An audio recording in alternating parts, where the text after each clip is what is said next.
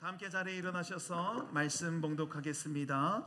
오늘 우리에게 주신 하나님의 말씀은 마가복음 11장 12절에서 26절인데요 12절부터 19절까지만 읽겠습니다. 제가 가진 성경은 신약 74면에 있습니다. 이튿날 그들이 베다니에서 나왔을 때 예수께서 시장하신지라.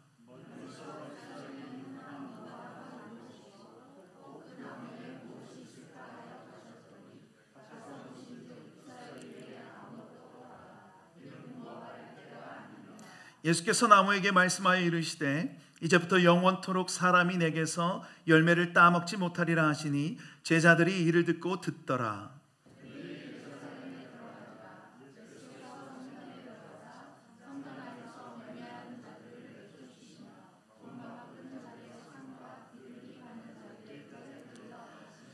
아무나 물건을 가지고 성전 안으로 지나다님을 허락하지 아니하시고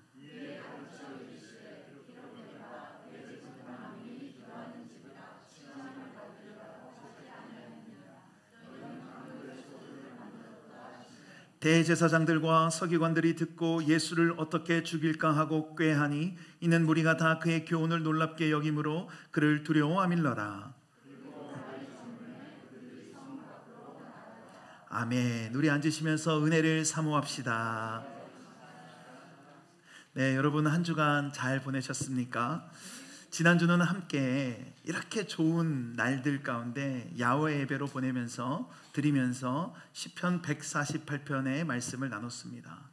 온 세상 우주 만물을 창조하신 하나님은 우리 사람들뿐만이 아니라 하늘과 땅과 바다와 또 모든 생물들과 심지어 우박과 불과 바람과 비까지도 찬양받으시는 하나님이시죠.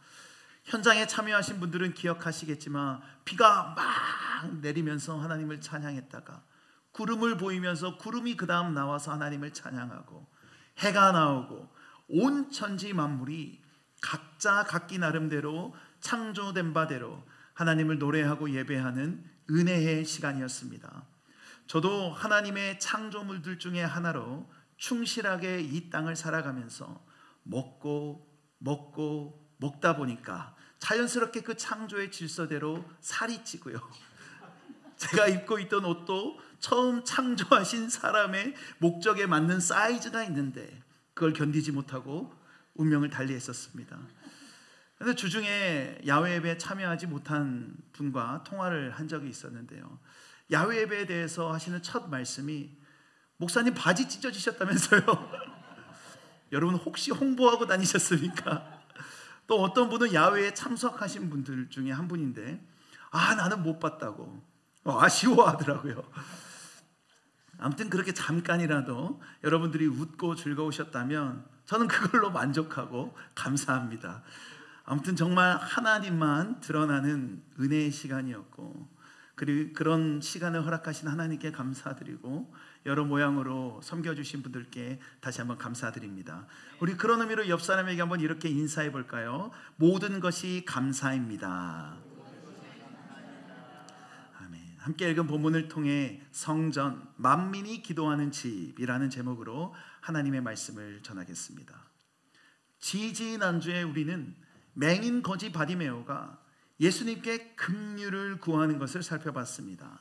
맹인 거지 바디메오와 다를 바 없이 어떤 면에서 불쌍한 나날들을 살아가는 우리도 예수님께 나를 불쌍히 여기소서라고 긍휼을 구할 때 주님은 우리를 외면치 않으시고 긍휼을 베풀어 주실 것이라고 했죠.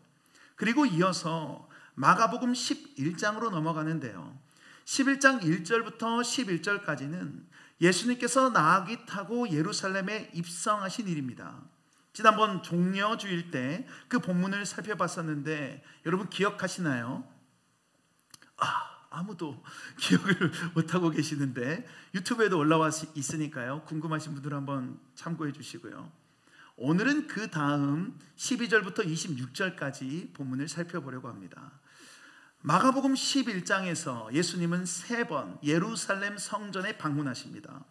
처음 사람들에게 막 호산나 호산나 환호를 받으시면서 예루살렘에 입성하셨을 때 잠깐 성전을 둘러보셨고 그리고 그 두 번째로 다음 날 성전을 방문하시면서 있었던 일이 오늘 본문이에요. 함께 읽은 본문은 일명 샌드위치 구조를 가지고 있는데 무화과 나무에 대한 이야기가 앞과 뒤에 있고요. 그 가운데 성전 정결 혹은 성전 정화가 기록되어 있습니다. 마가복음에서는 이런 샌드위치 구조가 많이 나타나요. 여러분 샌드위치 좋아하십니까? 샌드위치의 이름을 결정짓는 게 뭐죠? 샌드위치의 속이 무엇인가에 따라 치킨 샌드위치가 되기도 하고 야채가 들어가면 야채 샌드위치가 되기도 하고 그렇지 않습니까? 그런 것처럼 마가복음의 샌드위치 구조 본문에서도 이 가운데의 내용이 가장 핵심적인 내용이고 앞과 뒤에 나오는 본문은 그 중심부를 더 돋보이게 하거나 더 설명하기 위한 역할을 합니다. 우리가 이런 구조적인 틀을 가진 상태에서 오늘 본문을 살펴보아야 하는데 먼저 12절을 같이 한번 다시 읽어볼까요? 시작. 이튿날 아멘. 예수님께서 베다니에서 나와서 다시 이제 예루살렘으로 가시는 과정인데 배가 고프신 거예요. 그때 잎이 무성한 무화과 나무를 발견하십니다. 13절. 멀리서 잎사귀 있는 한 무화과 나무를 보시고 혹 그 나무에 무엇이 있을까 하여 가셨더니 가서 보신즉 잎사귀 외에 아무것도 없더라. 이는 무화과의 때가 아님이라. 어떤 상황입니까? 가서 봤는데 무화과 나무에 이파리는 막 무성한데 열매는 없는 거예요. 그리고 성경은 이 때가 무화과의 때가 아니라고 말합니다. 예수님 입장에서 굉장히 실망스러우신 거죠. 배가 고프신 상태에서 마침 무화과 나무가 있어서 갔는데 그래서 열매나 좀 따먹어야겠다 했는데 아무것도 없던 것이죠. 그러자 예수님이 어떻게 하십니까? 14절 같이 읽어볼까요? 시작. 예수께서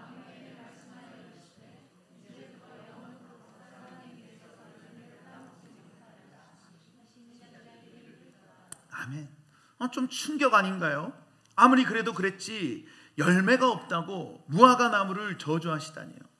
더 이해가 안 되는 것은 성경은 그때가 무화과의 때가 아니라고 했다는 겁니다. 여러분 무화과 드셔보셨습니까? 한국에서는 이 남도 지역에 가을 정도 되면 무화과가 막 엄청 많이 나옵니다. 그래서 그 시기만 되면 저도 아주 많이 먹었는데 너무 맛있죠. 그랬던 무화과인데 제가 뒤에서 공부하고 있을 때 강의실 앞에 그 무화과 나무가 있는 거예요. 그래서 굉장히 반가웠고 한번 먹어볼까 했지만 미국 사람들 눈치가 보여서 참은 적이 있습니다. 아마 좀 품종은 다르겠지만 이스라엘에도 무화과 나무가 있습니다. 성경에도 많이 등장하죠. 그래서 무화과 나뭇잎이 마르고 주일학교에서도 우리가 많이 그 찬양을 합니다. 아무튼 이스라엘도 역시 한국처럼 가을에 9월이나 10월에 잘 익은 무화과를 수확했어요. 그런데 예수님이 6월절을 지내기 위해서 가신 오늘 본문은 4월쯤이었습니다. 이렇게 보면 무화과의 때가 아닌 것은 맞죠. 그러나 무화과의 첫 열매는 3월, 4월에 열렸어요. 물론 그때는 초록색이지만 그게 이제 점점 익거나 또 떨어졌다가 다시 나고 그래서 9월 때는 완전히 다 익고 그때는 따지 않아도 스스로 떨어지기도 하게 되는 거죠. 그런데 이스라엘은 10월 이후부터는 건기입니다. 건기. 먹을 게 별로 없는 거예요. 그렇다 보니 겨울을 지나고 봄이 오고 나서 첫 열매로 맺어진 이 무화과를 비록 이 10월 때처럼 완전히 익은 상태는 아니지만 따다가 먹기도 했던 겁니다. 이렇게 볼 때 예수님은 아주 잘 익은 무화과를 기대하고 가셨다기보다 열매는 있을 것이라고 생각하고 무화과 나무에 가신 것이죠. 더군다나 잎이 막 무성하게 많이 있으니 당연히 열매가 있을 거라 생각하셨던 거죠. 우리가 보기에 이미 다 말랐다거나 아니면 이파리 하나 없이 앙상한 가지만 있었다면 굳이 거기까지 가는 수고는 안 하셨을 거예요. 그런데 잎이 무성하고 그래서 가서 봤더니 아무것도 없었고 그 무화과 나무를 향해 평생 열매를 맺지 못할 것이라고 저주하십니다. 이렇게 상황은 좀 이해는 되지만 좀 납득이 안 가는 게 있어요. 아무리 그래도 그렇지 그 무화과 나무를 저주까지 하시는 건 좀 심하지 않았습니까? 심지어 이런 모습은 예수님이 평소에 보이시는 모습도 아닙니다. 예수님의 기적 중에 뭔가를 막 파괴하고 뭔가를 저주하고 그런 기적은 오늘 본문이 유일해요. 다 누군가를 고쳐주시고요, 풍랑의 위험으로부터 풍랑을 잠잠케 해주시고요, 배가 고프니까 오병이어를 베풀어 주시고요. 그런데 무화과 나무를 파괴한다거나 누군가를 저주한다거나 이런 기적을 오늘 행하신 거예요. 도대체 무슨 일일까요? 자, 이제 샌드위치의 중심부를 살펴보므로 이 무화과 나무를 저주를 왜 하셨는지, 그 의미는 무엇인지 돌아봤으면 하는데 15절 같이 한번 읽겠습니다. 시작. 그들이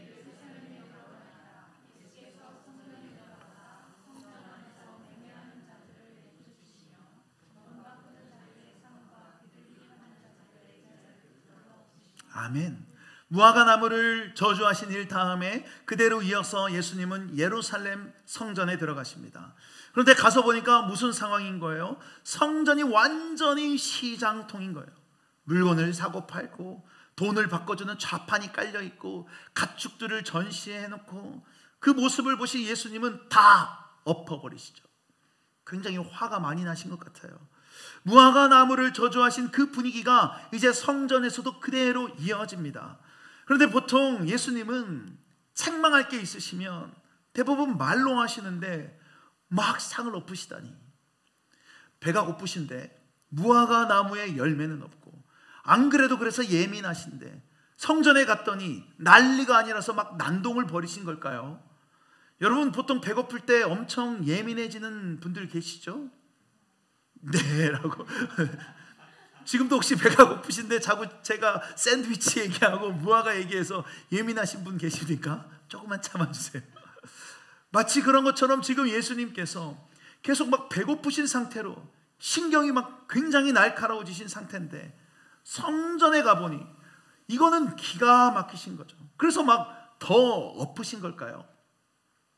단순하게 우리가 글로만 이렇게 읽으면 성전이 성전답지 않았으니 그러셨을 수도 있겠다 생각을 할 수 있지만, 여러분 한번 상상해 보세요. 이곳이 그때와 같은 성전은 아니지만 우리가 이렇게 예배를 드리고 있는데 누군가 와서 이게 예배냐고 막 강대상을 엎는 거예요.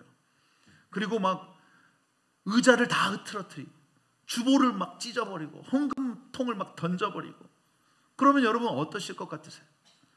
예수님이 하신 모습이 거의 그 정도 수준 아닙니까 지금? 본문에 보면 예수님께서는 돈 바꾸는 자들의 상과 비둘기 파는 자들의 의자를 둘러 엎으셨다고 해요.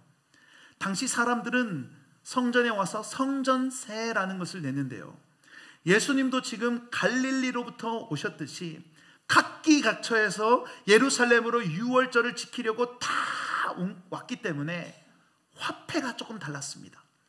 그래서 그것을 환전해주는 사람들이 있었던 것이죠.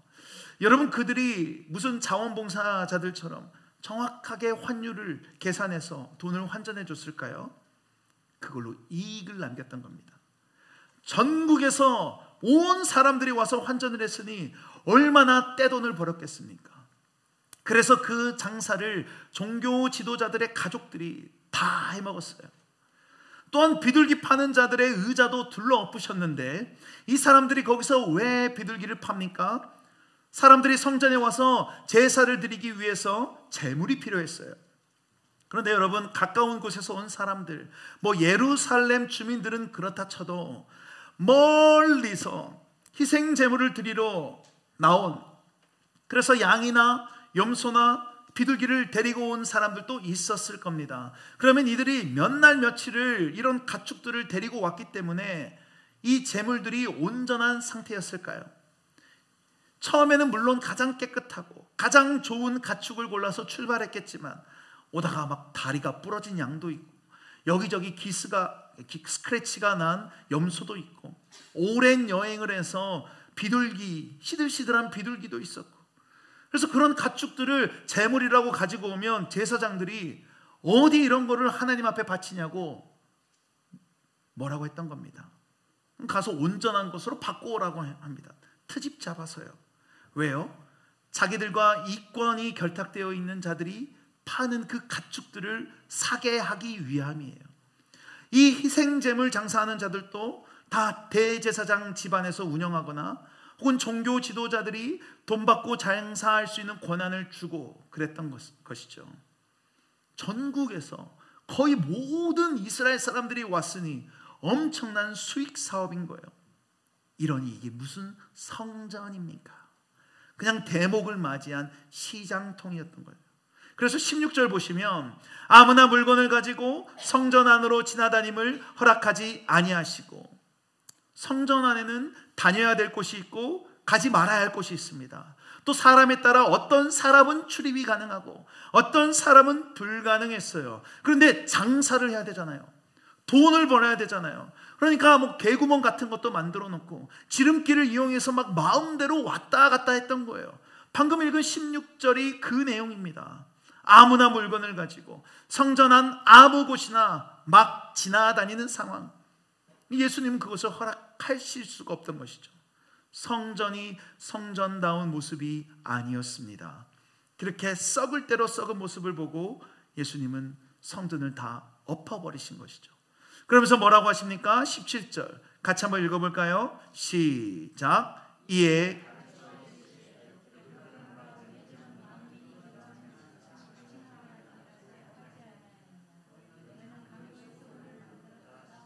아멘.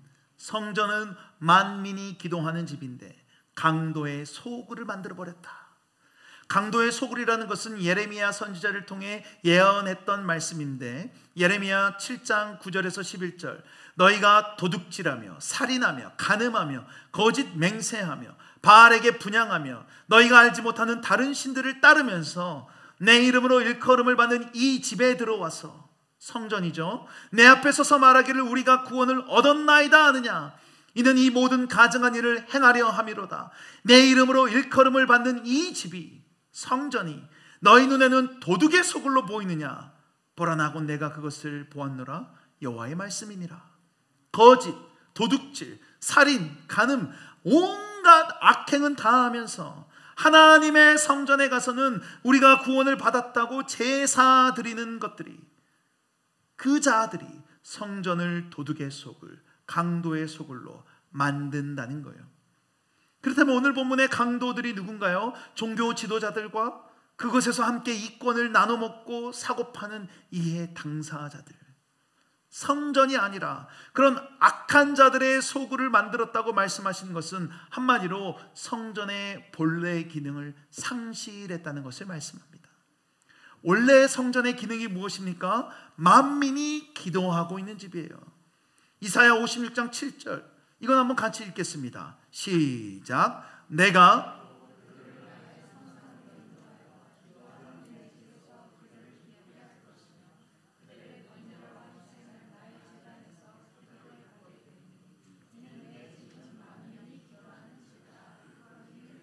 아멘. 하나님께 나오는 자들을 하나님이 기쁘게 맞이해 주시고요, 그들의 번제와 희생제물을 기꺼이 받아주시는 곳, 성전, 그 하나님의 집을 만민이 기도하는 집이라고 하신 겁니다. 성전은 하나님과 인간 사이에 그래서 연합과 화목과 관계적 회복과 화해의 상징이에요.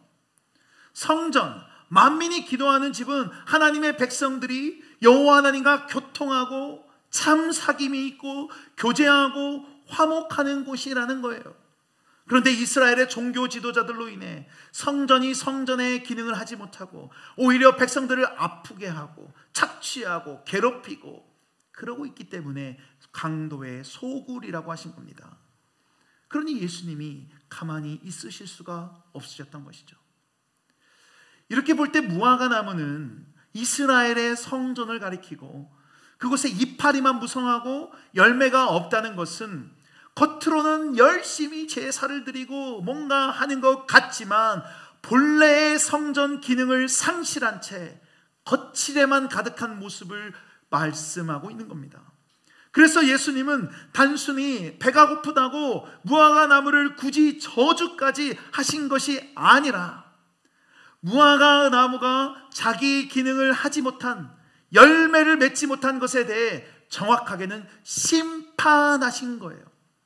그리고 13절에 이는 무화과의 때가 아님이라 라고 성경이 기록한 것은 무화과를 수확할 때 혹은 열매가 열릴 때가 아니라 준비가 안 되어 있는 이스라엘의 상태, 성전의 모습 그대로를 보여주시는 것이죠. 그래서 13절에 쓰인 때는 물리적인 시간을 의미하는 타임, 몇 시 할 때 그 시간이 아니라 하나님의 때, 하나님의 시간, 질적인 시간을 의미하는 카이로스예요. 하나님의 아들 예수 그리스도로 인해서 하나님 나라가 임했는데, 하나님과 가장 화목하고 회복과 화해가 연합이 있어야 할 저 성전이 도리어 강도의 소굴이 되어서 지금이 어느 때인지 정신을 못 차리고 있는 것처럼 무화과 나무가 이파리는 가득하지만 열매는 하나도 없기에 무화과의 때가 아니니라 라고 한 것이죠. 그래서 여러분, 이 무화과 나무 어떻게 됩니까? 20절, 그들이 아침에 지나갈 때 무화과 나무가 뿌리째 마른 것을 보고 뿌리째 말라버려요. 희망이 없는 것이죠. 열매를 맺어야 할 무화과 나무가 이제 전혀 그 기능을 하지 못한 결과입니다. 이것도 성전과 연결 지으면 성전다운 기능을 하지 못하는 저 성전도 무화과 나무처럼 마르게 될 것이다. 이것을 보여주는 것이죠. 그래서 이후에 예수님께서 제자들에게 믿음과 기도와 화해에 대해, 사죄에 대해 말씀하신 거예요. 베드로가 뿌리채 진짜 말라버린 무화과 나무를 보고 예수님, 말씀하신 대로 말라버렸습니다 하니까 예수님이 하나님을 믿으라 라고 하시면서 뭐라고 하십니까? 23절 같이 읽겠습니다. 시작. 내가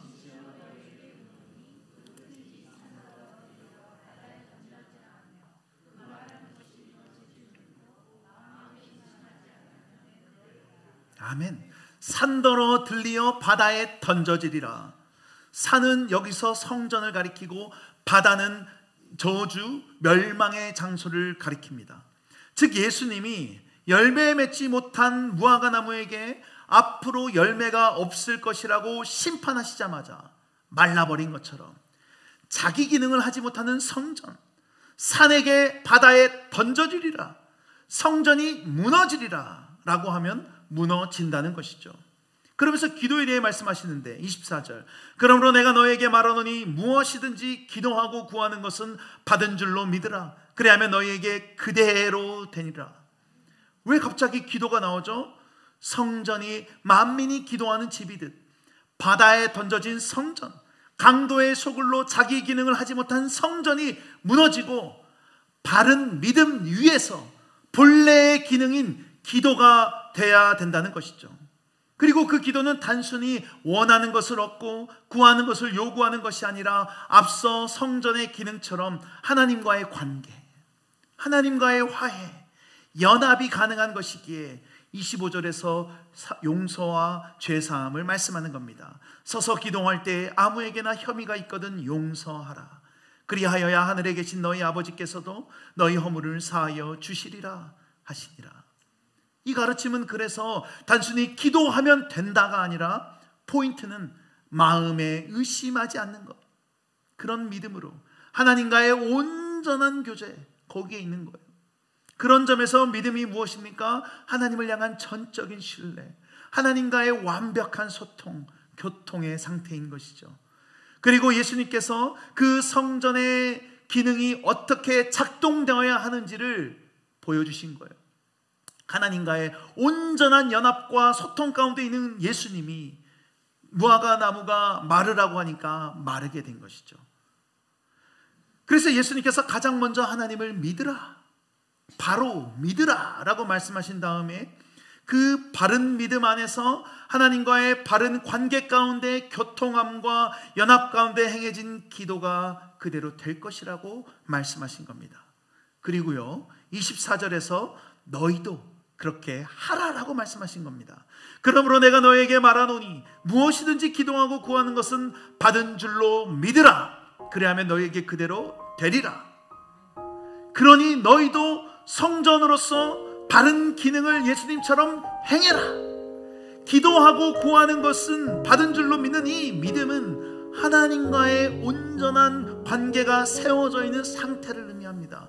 이처럼 하나님을 향한 바른 믿음 안에서 행해지는 기도는 그로 인한 하나님과 인간 사이의 화목과 연합과 화해와 온전한 교통과 교제가 있기에 그런 것처럼 너희가 만민이 기도하는 집 성전이 되어라 라고 말씀하시는 거예요. 저 성전은 뿌리째 말라버린 무화과나무처럼 이미 열매를 기대할 수 없는 강도의 소굴이 되었으니 저 성전은 무너져 버릴 것이고 이제 너희가 기도하는 집 성전이 되어라 라는 것이죠. 여러분, 우리는 모두 성령이 거하고 계신 거룩한 전 성전으로 살아가고 있습니다. 믿으십니까? 믿습니까? 고린도전서 3장 16절 17절에 너희는 너희가 하나님의 성전인 것과 하나님의 성령이 너희 안에 계시는 것을 알지 못하느냐. 누구든지 하나님의 성전을 더럽히면 하나님이 그 사람을 멸하시리라. 하나님의 성전은 거룩하니 너희도 그러하니라. 이런 하나님의 성전인 우리에게 예수님이 오신다면 어떻게 반응하실까요? 그래, 너희가 성전으로 잘 세워져 가고 있구나 라고 말씀하실까요? 아니면 오늘 본문처럼 강도의 소굴이구나 하면서 우리의 속을 다 뒤집어 보실까요? 여러분, 성전의 본래 기능인 하나님과 인간 사이에서 화목과 화해를 감당해야 될 우리가 혹시 본문에 매매하는 자들로 가득 찬 성전과 같은 모습은 아닙니까? 돈 바꾸는 자, 비둘기 파는 자들로 가득 차서 온갖 자기의 이익만을 위해서 채우려고 하는 그 시대의 성전의 종교 지도자들처럼 우리도 나의 이익과 나의 유익만으로 가득 차 있진 않냐는 것이죠. 열매는 하나도 없이 이파리만 그냥 무성하게 있는 무화과나무처럼 교회 생활을 하는 것 같고 예배를 드리는 것 같지만 이파리만 있진 않냐는 것입니다. 그런 나무는 쓸모가 없는 나무입니다. 그 이파리들은 뭔가 좋아 보이고 잠시는 번성해 보이기는 하겠지만 언젠가는 다 떨어져 썩어 없어질 것들에 불과해요. 떨어진 이파리에 무슨 생명이 있겠습니까?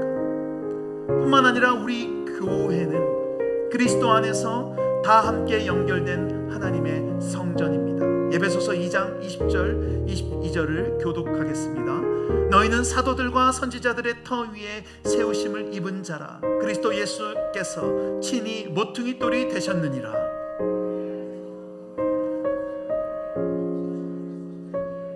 함께요. 너희도 성령 안에서 하나님이 거하실 초소가 되기 위하여 그리스도 예수 안에서 함께 지어져 가느니라.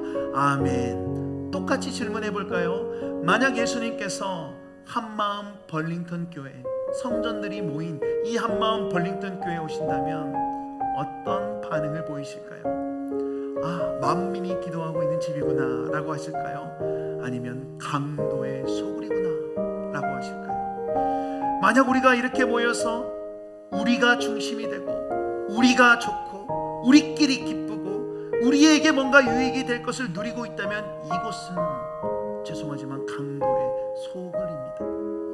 각자가 하나님의 성전으로 모인 교회가 하나님과 인간, 하나님과 세상 사이에서 화목의 기능을 감당하지 않고 우리 안에서부터 그런 것이 없고 그저 자기만 나타내려고 한다면 도둑의 소굴이에요. 사랑이 없이 아무리 맛있는 식사를 준비한다 한들 무성한 이파리에 불과하고 아무리 격주마다 모여서 속으로 공동체 모임을 한다 한들 진정으로 서로를 위해 기도하고 아껴주지 않으면 그냥 세상의 모임과 다를 바 없는 예수님의 눈에 보이는 시장통과 같은 성전과 같은 모습일 것이고 나를 대신해서 희생제물이 제사로 바쳐지듯이 내가 온전한 제물이 되어서 하나님 앞에서 매주일 온전히 바쳐져야 하는데 그런 예배가 아니라면 찬양이 아무리 좋고 아무리 좋은 장비가 있고 이곳에 꽉 찰 정도로 사람이 넘쳐나인다 한들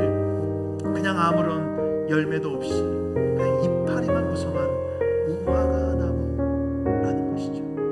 그런 점에서 여러분, 우리 한마음 벌링턴 교회라는 무화과 나무에는 열매가 있습니까? 오늘 본문을 통해 예수님은 우리에게 성전다움을 요구하고 계십니다. 바라기는 우리가 혹시 본문의 예루살렘 성전과 같은 모습이 있다면 먼저 정결하게 하고 하나님의 거룩한 성전다운 모습으로 나아가기를 원합니다. 바른 믿음 안에서 하나님과 온전한 교통과 사귐이 있고 하나님을 사랑하고 사람을 사랑하면서 그런 역할을 감당하는 것이죠. 그렇게 할 때 성전들의 모임인 우리 한마음 벌링턴 교회가 이 시대의 성전들에게 주어진 사명을 감당하는 교회가 되어 하나님께 칭찬받는 만민이 기도하는 집 성전이 될 줄로 믿습니다. 우리 말씀을 기억하시며 다 함께 일어나